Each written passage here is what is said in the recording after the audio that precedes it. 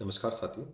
स्वागत है आप सभी का आपके अपने digital platform UGC net Gurukul पर।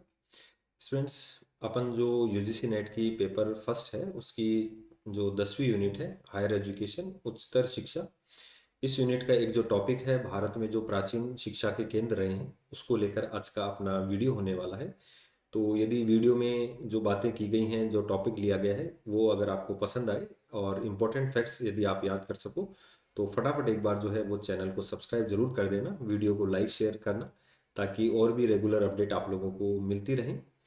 इसके अलावा स्टूडेंट्स, जो दिसंबर साइकिल वाले एग्ज़ाम कंप्लीट हो चुके हैं, रिजल्ट आ चुका है और काफ़ी स्टूडेंट्स का जो है वो नेट जेआरएफ हुआ है, और जिनका नेट जेआरएफ नहीं हुआ है उन स्टूडेंट्स को दोबारा अपनी तैयारी करनी है। 4 महीने का आपके पास समय है, तो बहुत बेहतर ढंग से आप अपनी तैयारी के साथ वापस जुड़ जाइए और जितने भी संसाधन हैं उनको दोबारा से समेटिए और समय पर अपना कोर्स आपको कंप्लीट करना है। अपने टारगेट जो है वो आपको अचीव करने हैं। साथ ही आपको इसमें जो हेल्प करेगा वो जेआरएफ अड्डा एप्लीकेशन आपकी काफ़ी हेल्प करेगा, जहाँ पर आप लोगों के लिए पेपर फर्स्ट और पेपर सेकंड के कोर्स अवेलेबल हैं, दोनों लैंग्वेज में अवेलेबल हैं और काफ़ी सब्जेक्ट्स आप लोगों के लिए यहाँ पर अवेलेबल हैं, हिंदी और इंग्लिश दोनों में। अगर मैं यहाँ पर आप लोगों से बात करूँ तो आप लोगों के लिए फ्री टेस्ट हैं, फ्री पीडीएफ हैं और फुल लेंथ के मॉक टेस्ट हैं, और सिलेक्शन की जो स्ट्रेटेजी है वो आप लोगों को मिलेगी, और काउंसलिंग सेशन होंगे। और आपकी सफलता में देखिए काउंसलिंग सेशन बहुत अहम भूमिका निभाते हैं। एक शिक्षक आपको जो है ये नहीं बताता कि क्या पढ़ना है, वो आपको ये बताता है कि क्या नहीं पढ़ना है। ठीक है, तो ये आप लोगों का मार्गदर्शन करेगा, काफ़ी आप लोगों के लिए हेल्पफुल रहेगा। ठीक है, तो आज हम जो बात करेंगे भारत में प्राचीन शिक्षा के केंद्र रहे, तो आप लोग जैसे जानते हैं बौद्ध विहार, मठ, स्तूप रहे हैं, या जो गुरुकुल पद्धति हुआ करती थी या गुरु के आश्रम हुआ करते थे, ये बिल्कुल प्राचीन पद्धति है। उसके बाद धीरे धीरे भारत में जो है शिक्षा पद्धति में परिवर्तन आया और जो है वर्तमान की तरह विश्वविद्यालय स्थापित होने लगे। तो इसी जो है क्रम में अपन आज पढ़ेंगे वो तक्षशिला विश्वविद्यालय पढ़ेंगे। चाणक्य जैसे विद्वानों का नाम आप लोगों ने सुना होगा, तो उसमें जो है वो आचार्य भी रहे हैं और स्वयं ने भी वहाँ से अध्ययन किया है। तो काफ़ी फेमस है तक्षशिला विश्वविद्यालय। हालांकि आज वर्तमान में बिल्कुल खंडित अवस्था में है। हूण शासक जो है मिहिरकुल और तोरमाण, तो मुख्य रूप से इसमें नाम आता है तोरमाण। तो इन्होंने 5वीं शताब्दी में इसको जो है वो खंडित कर दिया था, और एक केंद्रीकृत विश्वविद्यालय की व्यवस्था नहीं थी। गुरु अलग अलग आश्रमों में रहते थे और वहाँ पर बच्चों को शिक्षा देते थे। इसके अलावा अगर अपन बात करें, इसका संबंध महाभारत काल में जो है गांधार जनपद, महाजनपद, उससे संबंधित था, क्योंकि गांधार जो है वो वहाँ की जो राजकुमारी थी वो धृतराष्ट्र की पत्नी थी, और वो से अच्छा खासा संबंध है यहाँ से। और इसके अलावा जो भी इम्पोर्टेंट फैक्ट हैं वो अपन चर्चाएं करेंगे। भारत का पहला विश्वविद्यालय होने का श्रेय है।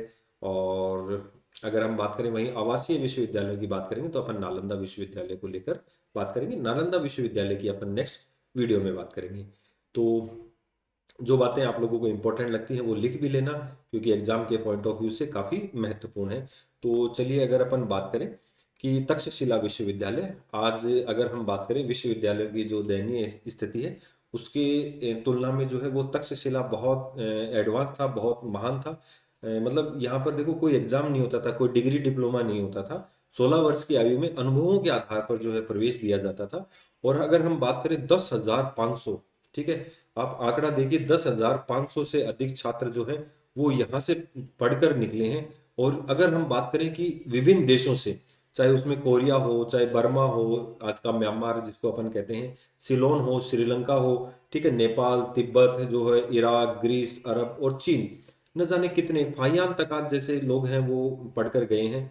तो तक्षशिला अपने आप में जो है वो विश्व धरोहर है, दुनिया के सामने एक मिसाल है। ठीक है, वर्तमान में हालांकि अगर अपन बात करें तो पाकिस्तान का जो रावलपिंडी शहर है वहां पर स्थित है। हालांकि जो रावलपिंडी शहर है, अगर इसका भी अगर आप इतिहास देखोगे तो मेवाड़ के महाराणा थे बप्पा रावल, इनके द्वारा जो है रावलपिंडी शहर बसाया गया था। तो चलिए इंपॉर्टेंट फैक्ट्स हैं उनकी अपन बात करते हैं। जो जो फैक्ट्स आपको याद नहीं है आप उनको लिख लेना, ताकि आप लोगों के काम आएंगे। तो जैसा कि मैंने आप लोगों को बताया कि तक्षशिला जो है दुनिया का पहला विश्वविद्यालय माना जाता है, और वहीं नालंदा है जो रेजिडेंशियल है, आवासीय विश्वविद्यालय है पहला। तक्षशिला अपनी विशेषज्ञता और व्यवहारिक शिक्षा, जहाँ पर कौन सी, चिकित्सा और राजनीति शिक्षा दोनों प्रदान की जाती थी। तो ये आप लोग इसको याद भी रखना। लेकिन कौशल जो है वो ज्ञान के आधार पर एडमिशन और 16 वर्ष की आयु में। ठीक है, नेक्स्ट अपन बात करें परिचय और ऐतिहासिक अगर पृष्ठभूमि की मैं बात करूं, तो जैसा कि मैंने आपको बताया वर्तमान में यह पाकिस्तान के रावलपिंडी जिले में है। और इसका जो संबंध है वो गांधार महाजनपद है। गांधार महाजनपद जो धृतराष्ट्र की पत्नी थी महाभारत में आपने देखा होगा, और कौरवों की जो माता थी वो कहाँ से, गांधारी, यहीं इसी महाजनपद से संबंधित थी। तो ऐतिहासिक अपना भी इसका एक महत्व हो जाता है।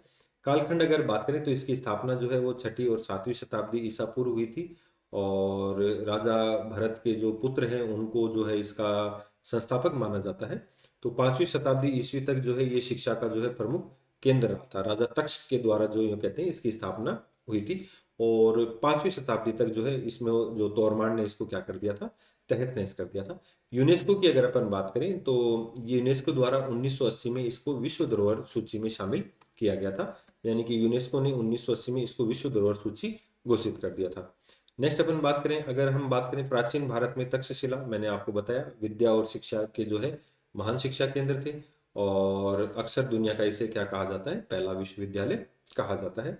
नेक्स्ट अपन बात करें जो शिक्षा से संबंधित विभिन्न विशेषताएं थी। प्रवेश की आयु मैंने आप लोगों को बता ही दी थी कि 16 वर्ष की आयु जो है यहाँ पर प्रवेश होता था।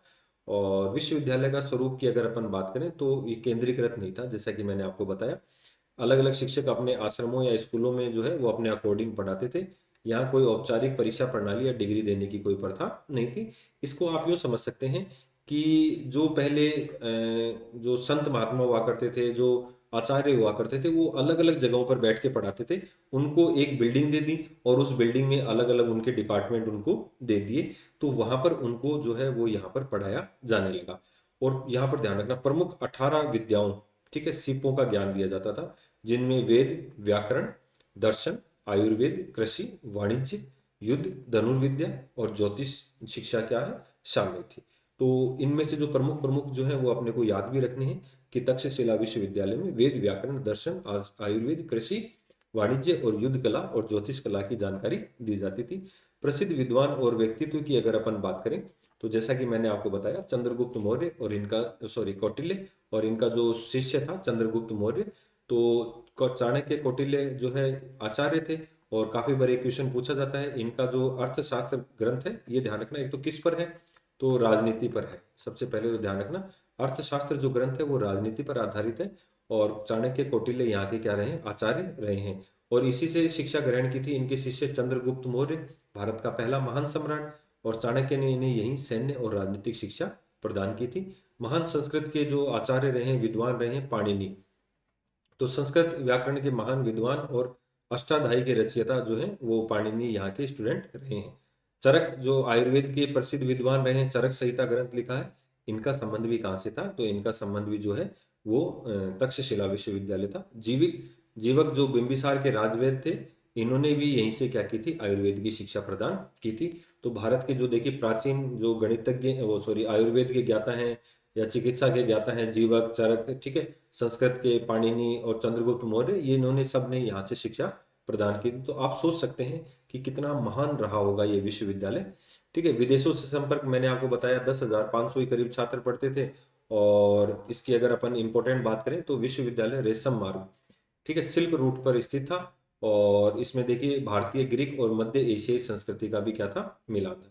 और मैंने आपको बताया 5वीं शताब्दी में हुणों द्वारा जो आक्रमण कर दिया गया इसके विनाश का कारण रहा। और किसने आक्रमण किया था, तोरमान ने।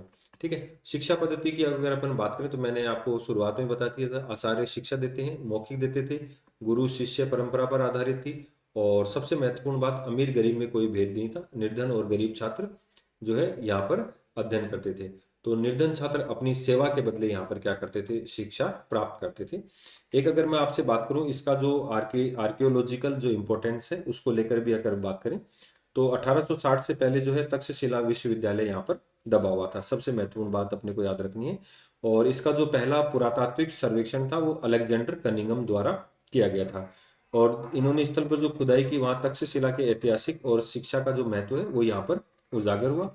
और वर्ष 1980 में इसको क्या कर दिया, विश्व धरोहर सूची के रूप में शामिल कर दिया। तो ये जो थी वो तक्षशिला से संबंधित इंपॉर्टेंट बातें थी। ऐसे ही अपन जो है विभिन्न जो विश्वविद्यालय हैं उनको लेकर चर्चाएं करेंगे। तक्षशिला में अपने को याद रखना है 64 विषय, 64 जो है यहाँ पर विषय पढ़ाए जाते थे। तो इनको आप ढंग से याद करना। तो इसके अलावा यदि और भी कुछ जानकारी हो तो आप कमेंट कर सकते हैं। वीडियो कैसा लगा, वीडियो को लाइक शेयर ज़रूर करना, चैनल को सब्सक्राइब कर लेना। मिलते हैं नेक्स्ट वीडियो में नई अपडेट नई टॉपिक के साथ। धन्यवाद।